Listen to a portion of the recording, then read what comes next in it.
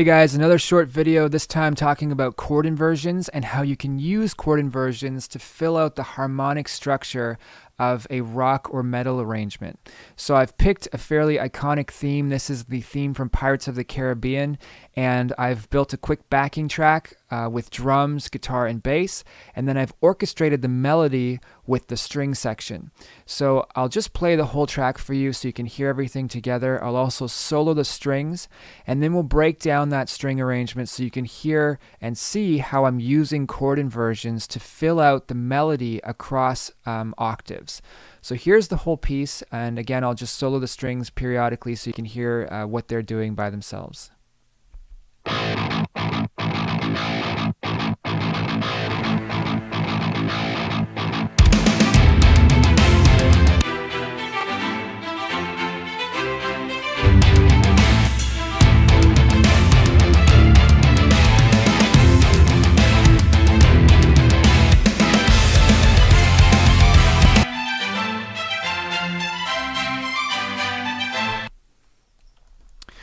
Okay, so hopefully you can hear the melody. Your ear tends to go to that highest part of the string section. That's where the melody is. And then also, you might be able to hear the bass notes, which are down at the very bottom, being played by the guitar, the bass, and the double bass of the string section. So the goal here is to figure out what fills the space between those two parts. And if you're not too familiar with music theory, I'm going to do my best to explain this in layman's terms.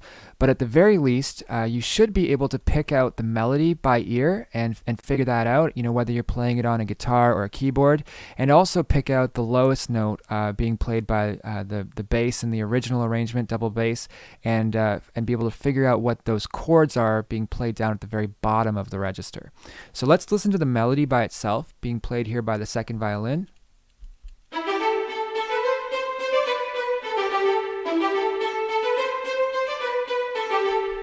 Okay, and then I'll also bring in the double bass, which is the same notes that are being played by the bass guitar and guitars in the metal arrangement. So let's listen to those two together.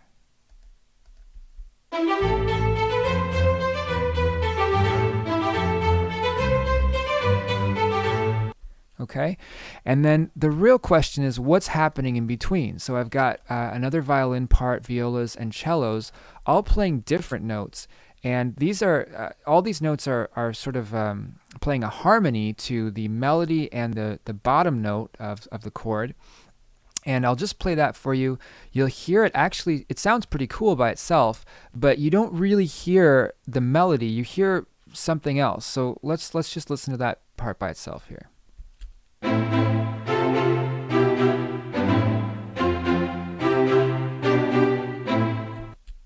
Okay, so it does sound pretty cool by itself, but really all you're hearing is the space between the melody and the lowest note played by the bass.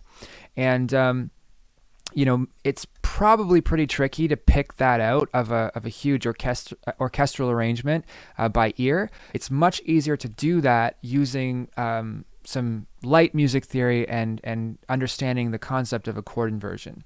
So I've put all of this on a master score, or a big piano roll, where you can see the relationship between all these notes. And so I'll just walk you through what I've done here. The idea basically is that you want the melody to replicate across octaves. So your ear is always going to go to the note that's sort of on the outer edge of this whole chord. You're going to hear that as the melody, so don't want to dilute that by putting other sort of harmony here, especially if that is not harmonically correct within the context of the whole chord.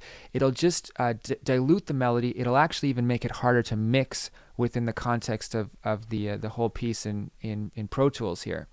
So what I've done is I've mirrored the melody across octaves, focusing of course on the part where I want the orchestra to really punch, which are these sort of like two-note punches here at various intervals in each bar.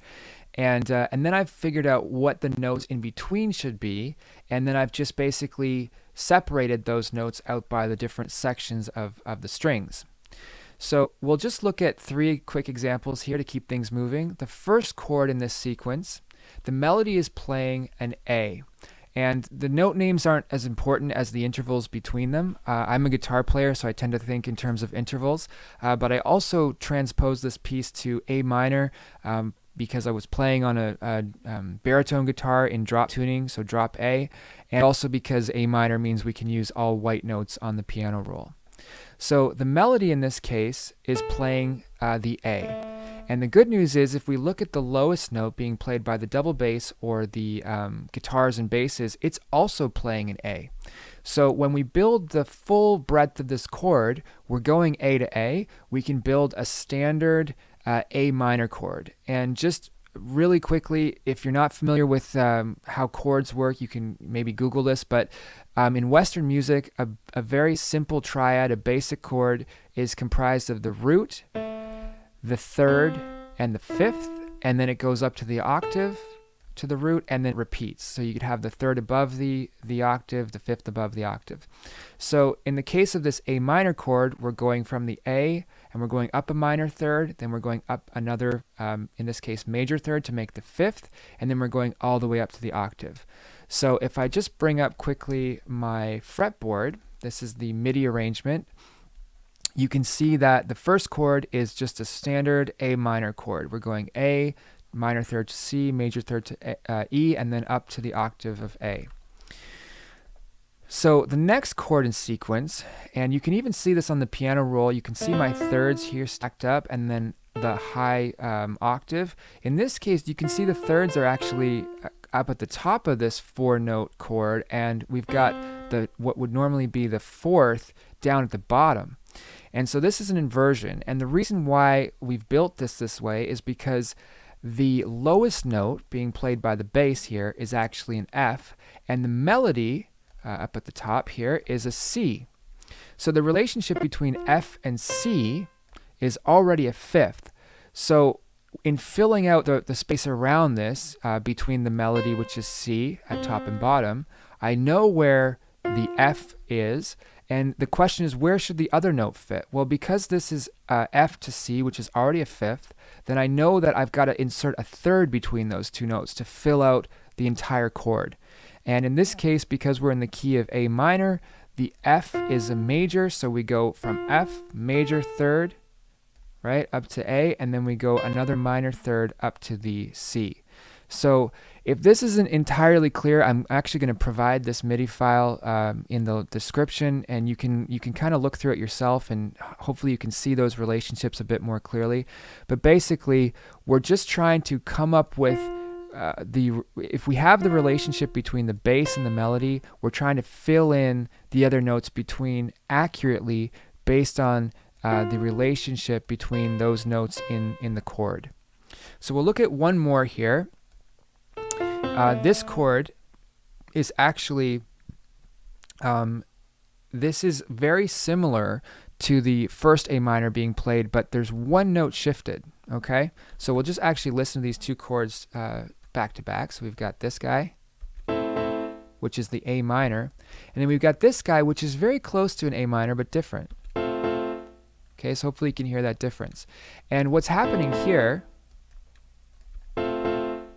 is that the lowest note being played by the bass is actually an F, and the melody being played is an A by the violins. So the relationship between F and A is a major third. So you can think of it as we're already building a chord starting at F. We're going F, we're going up to a third, then we're going to the fifth and beyond. So because I've bordered my chord with the melody of A and A on top and bottom, the note that I need to fit in between here is the C, right? So you can see again, if you look at the chords, the first chord I have the thirds at the bottom and the fourth on the top. The next one I have the thirds at the top and the fourth on the bottom, and this guy has the thirds on either side with the fourth in the middle. Okay? So those are the three types of chord inversions, simple chord inversions. I mean, there are all kinds of others we could talk about, but in Western music, the arrangement between the first, the third, the fifth, that's how they can kind of be juggled, rearranged to create inversion and fill in the harmonic space correctly. So again, I'll provide a link in the description to the MIDI file. I'll also give you this whole track. You can just directly download it from my Dropbox account. And if you like this video, comment. If you have any questions, you can comment as well. And I'll be back with another one sometime soon.